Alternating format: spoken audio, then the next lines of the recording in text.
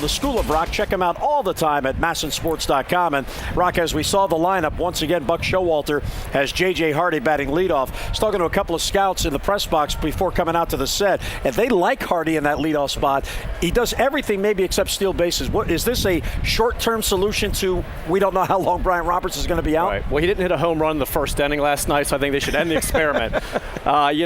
He actually could have had a home run later. Right, he was robbed, right. One he was robbed of a two-run single as well. But, he isn't your prototypical leadoff hitter. And as Buck says, I get that. And scouts understand it too. But he does get on base. He's got some pop. He doesn't have great speed. Felix Pierre has great speed, but he doesn't steal bases. So what difference does it make? And let's face it, going back a ways, Brian Downing was with the Angels, was a leadoff hitter, was not your prototypical guy there. Jason Worth hit leadoff last night for the Nationals. He's not a prototypical leadoff guy. So you can make it work. There's a lot of things the Orioles like about J.J. Hardy in the leadoff spot. Buck Showalter was just hesitant to make the move because he isn't a speed guy.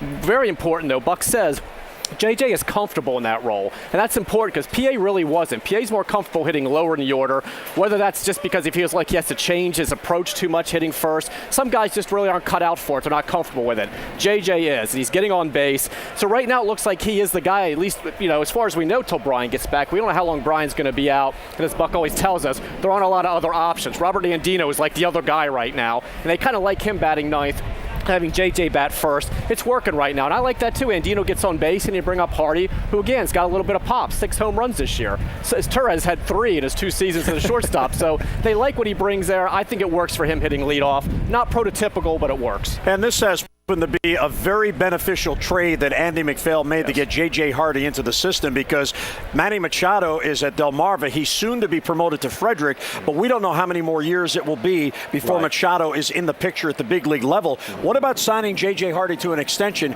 He's playing well here. The Orioles love his defense in particular. This might not be a bad fit to try to keep him. Right. Buck likes a lot of things about him. You heard him the other day going on and on about how Hardy is such an intelligent guy. He knows the game so well. He's like having another coach on the field. He's kind of an intellect when it comes to the sport. Buck really likes him for a lot of reasons. I just think it's a little early now, and I get asked this a lot on the blog, to be talking about signing him to an extension when we're in the second week of June. You have to consider he spent a month on the disabled list this year.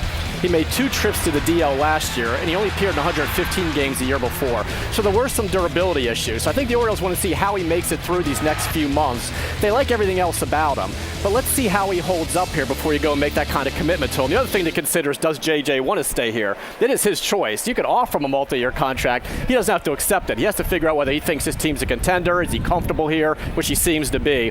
I think they will visit that topic down the road. I really think they're going to look at him and say, yes, this is a guy, as you said, who could bridge the gap to Manny Machado. I just don't think you have those talks the second week of June. Of course, the risk is if you wait too long and he's having a big year, then he's like, you know what, I want to test those free agent waters. I think in a few months that we will be talking about it later this summer. Just a little early right now. Yeah, and even though Pedro Florimon, who's at Bowie, is ready defensively to play shortstop at the big leagues, he doesn't have the bat that J.J. Hardy brings. Now, speaking of bats, fans are already anticipating next year's, this offseason's hot stove, and maybe Prince Fielder enticed to come to Baltimore. Now, the left-handed bat definitely is built for this ballpark, but man, he's going to want a lot of years and a lot of money. He is, and again, not to be like the bearer of bad news here. I don't know, maybe he ends up here. This is kind of my mini rant, but there was a national writer who very respected, I like the guy, who posted something a while back on the internet saying that he thought it would be kind of a natural fit. The Orioles have money to spend this winter.